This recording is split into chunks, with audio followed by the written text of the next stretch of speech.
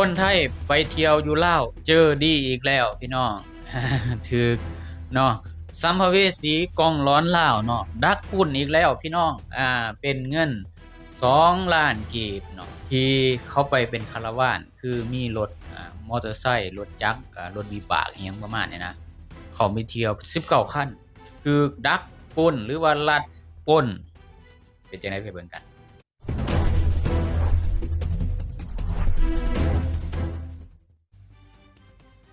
กับสบายดีแล้วก็สวัสดี FC ทั้งฝั่งไทยแล้วก็ฝั่งลาวเนาะคั่นแหละเนาะไปเบิ่งคลิปกันจักคราวพี่น้องไปสิถามว่ามีปั๊มมีน้ำมันบ่แต่ว่าบ่มีไก่ก็ออกไปนี่บ้านเฮาบ่มีดีๆมาซ้อมมาเบิ่งกันดีกันนะครับดีมารถของพี่ที่ออกคนแหละออกไปแล้วแหละเดี๋ยวเอากระดาษทิชชู่ใส่ก่อน ถ้าเดี๋ยวคนรถกับผู้ชายจับคัน3คัน2คันพอดี19คัน19เฮ้ยเล็ดมือนี่ไอ้ที่ยังปฏิบัติเดี๋ยวเอามาใส่หนูใส่แล้วกันไปก่อนคุณรู้เลยคนพนาคือเราไปมาเกี่ยมไปสั่งมาให้อยู่บ่แล้วมันให้ก่อนมาแจ้งตั้งนะไอ้น้องมาเที่ยวโอ้ใบแจ้งตั้งเท่าไหร่น้องที่จะพาสปอร์ตที่พาสปอร์ตเนี่ยพาสปอร์ตนั่นบ่ไปเป็นทั่วไปแจ้งตั้งนะโอ้ไปทั่วมีอยู่ไปทั่วใส่เบิ่งอยู่นำมันมีกระเป๋าเลย สภาพก้างคือไอ้ผู้อยู่นะแม่ตายังกว่าอยู่ในโพสต์มีการระบุว่าเนาะ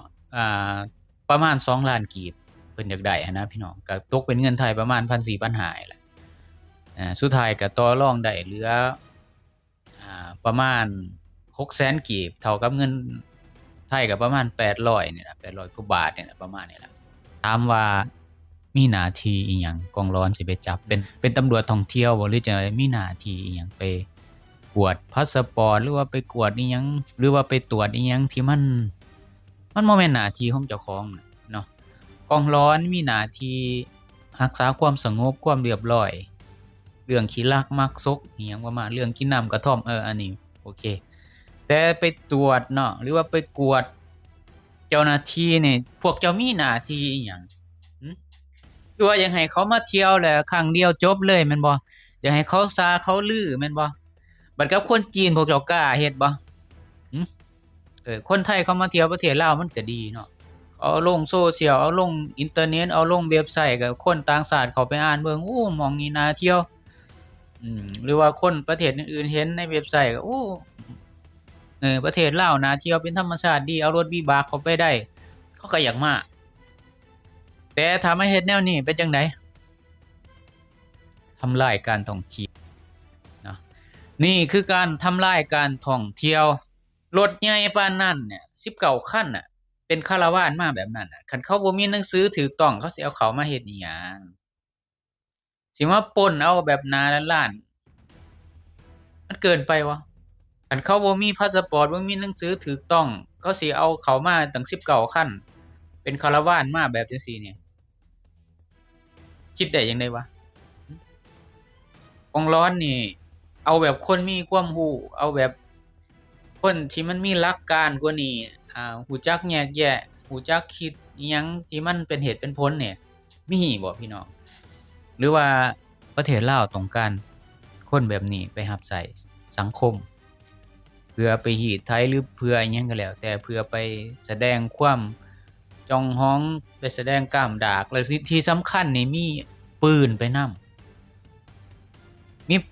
ำแบบนี้เขาตกใจเพราะว่าหยังเพราะว่านักท่องเที่ยวเขาบ่เคยเห็นหรอกว่าสิเอาอาวุธครบมือเอาอาวุธสงครามก็ว่าได้เนาะเต็มทีก็มีกระบองกับปืนพกสั้นเหน็บแอวแค่นั้นเอาอาวุธสงครามไปลัดเขาแบบนี้ห้วยมันตกใจแล้วบาดนี้อีหลีเพราะว่าวัฒนธรรมในประเทศเขาบ่มีการถืออาวุธสงครามแบบนี้ว่าเป็นอาวุธสงครามได้นี่เป็นไรเฟิลหรือเป็นอิหยัง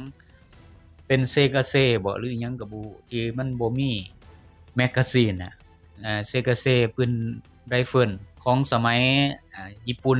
ปกครองลาวเนี่ยเจ้าสุภานุวงศ์เนาะได้รับอาวุธจากญี่ปุ่นเนาะในการช่วยเหลือเพื่อสิปลดแอกฝรั่งเศส ก็เลยอาวุธเหล่านี้ก็ยังตกค้างอยู่ประเทศลาวอยู่คือเก่าสมัยที่ญี่ปุ่นบ่ทันแพ้สงครามนั่นแหละพี่น้องจังได๋ก็อย่าเนาะการเฮ็ดแบบนี้คือการทำลายการท่องเที่ยวลาวผู้อยู่ไสอายถึงหั้นมันแสดงถึงหยังแหน่มันแสดงถึงความอัตคัดมันแสดงถึงความบ่มีระเบียบวินัยประเทศลาวนี่ควรสิมีเจ้าหน้าที่ที่แบบมีหน้าที่เป็นของเขาโดยเฉพาะอย่างเช่นว่าคนสิมาตรวจหรือว่ามากวดคนนักท่องเที่ยวจังซี่น่ะมันต้องเป็นตำรวจที่เกี่ยวข้องตำรวจนักท่องเที่ยวตำรวจท่องเที่ยวหรือตำรวจอิหยังก็แล้วแต่ที่มีส่วนเกี่ยวข้องกับควบคุมคนต่างประเทศ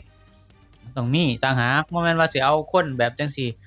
ห่วยในเมื่ออำนาจมันอยู่ในมือแล้วมันก็ม่วนติพี่น้องอำนาจอยู่ในมือมันจะเอิ้นเอาเงินก็ได้เนาะมันก็สิคิดว่าคนเหล่านั้นที่เป็นเหยื่อนั่นอาจสิอิหยังที่บ่มีความรู้เกี่ยวกับกฎหมายประเทศลาวบ่สามารถที่จะรีดไถได้หรือว่าปล้นได้มันก็เกินไปเนาะพี่น้องเนาะบ่แม่นว่าเขาเป็นคนต่างชาติเนาะเรื่องตำรวจไทยเนาะ กำลังผ่านพ้นไปเนาะที่ว่าไปรีดไถเอาเงินนักท่องเที่ยวลาวบัดนี้สิมาเอาคืนบ่ได้นี่แต่ว่าคนไทยเขาซอยกันรุมวิจารณ์ได้แต่ว่าอยากรู้ว่านี่เรื่องนี้คนลาวสิ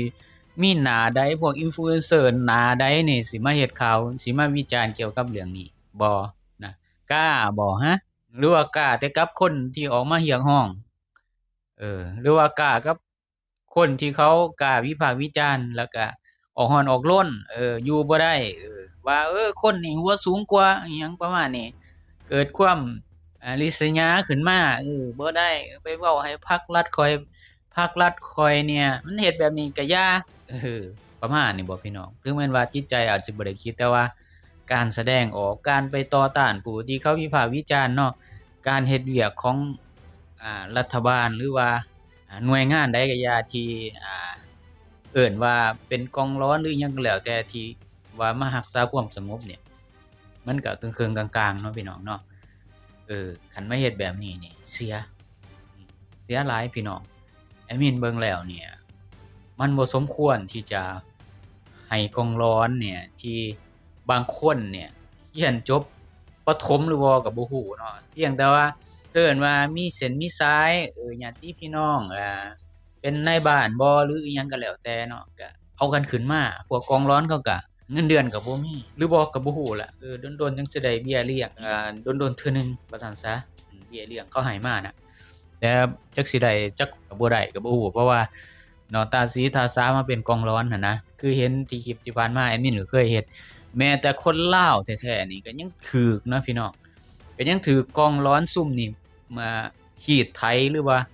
ขู่ทีดหรือปล้นอิหยังก็แล้วแอดมินขออนุญาตใช้คำว่าปล้นเนาะให้มันถูกต้องนะเฮ็ดจังได๋ก็ได้มันเฮ็ดจังได๋ก็คือเขาเป็นนักท่องเที่ยวคนต่างชาติเฮาอยากว่าจังได๋ก็ได้สิเรียกร้องเอาจังได๋ก็ได้สิเอาเท่าใดก็ได้เอา